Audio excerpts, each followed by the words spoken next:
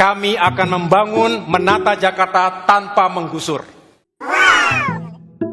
Kalau tidak harus menggusur tapi banjir tetap bisa diselesaikan, menurut saya itu lebih baik. Banyak kota di dunia, sekali lagi kita ilustrasi ya, itu juga di atas dia, ngapung dia. Itu juga di atas dia, ngapung dia. Artinya tanpa harus digeser jauh-jauh begitu ya. Dia bisa dibangun lokasinya, kemudian mencegah banjir juga.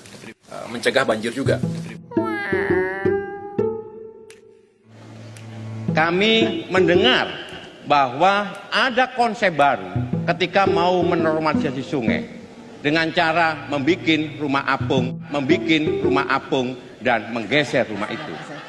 Itu yang pertama. Bagaimana caranya? Saya sangat senang menjelaskan ini, bahwa konsep rumah apung itu sudah dikenal di mana-mana di dunia. Terjadi, dilakukan. Dan saya memberikan contoh ketika itu di suatu media ketika interview sebagai sebuah ilustrasi bahwa membangun tanpa menggusur itu memungkinkan dan bisa dilakukan. Tetapi tidak pernah dalam satu program kami berdua yang menempatkan rumah apung sebagai program unggulan Agus Silvi. Tidak pernah. Menggusur, tak pernah memikirkan dampaknya. Siapa yang harus bertanggung jawab? Nah, disinilah dibutuhkan komitmen seorang pemimpin.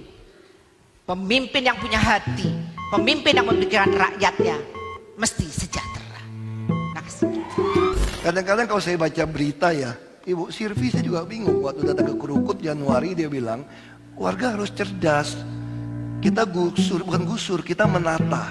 Sementara pasangan calon gubernur bilang, kami tidak menggusur, kami tidak mau pindahkan, kita mau bikin agak rumahnya terapung. Saya nggak ngerti bagaimana sungai yang tadinya 30 meter, sekarang tinggal 5 meter, bagaimana mau dibalikin 30 meter tanpa merobohkan bangunan yang tidak layak itu. Tapi ya sudahlah, namanya juga pengen jadi gubernur kan, kita juga maklum, kami petahana kan, kita juga maklum. Tapi saya sangat berharap siapapun yang jadi gubernur, rakyat itu diedukasi lah, jangan dibodohi. Kita pengen menang, tapi kita menang dengan elegan, rakyatnya jadi cerdas. Ini memang suka ketawa juga, seolah-olah kami ini gak suka orang miskin, benci orang miskin. Tadi pasangan nomor 1 mengatakan mau kasih 400.000 per bulan. Itu terlalu kecil Bapak, karena kami berikan anak SMA saja 600.000. Jadi kalau orang yang miskin punya 3 anak yang SMA, 1,8 juta tiap bulan dia dapat. Kalau anaknya bisa masuk perguruan tinggi negeri, dapat 18 juta setahun.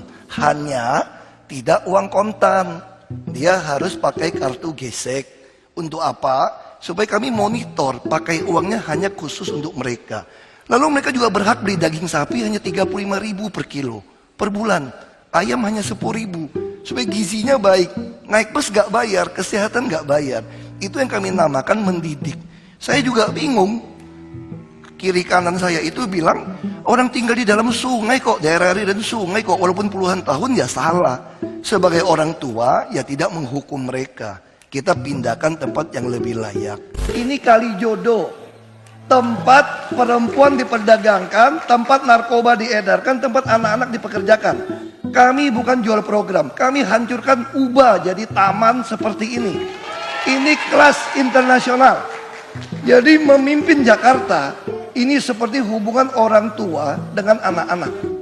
Kami mempunyai peraturan, kami ingin anak-anak itu sehat, kami ingin anak itu bisa dididik dengan baik, punya karakter yang baik, punya budi pekerti yang baik. Orang tua pengen anaknya berhasil. Tapi tolonglah pasangan calon 1 dan 3, ini ibarat seperti om tante yang datang ke rumah.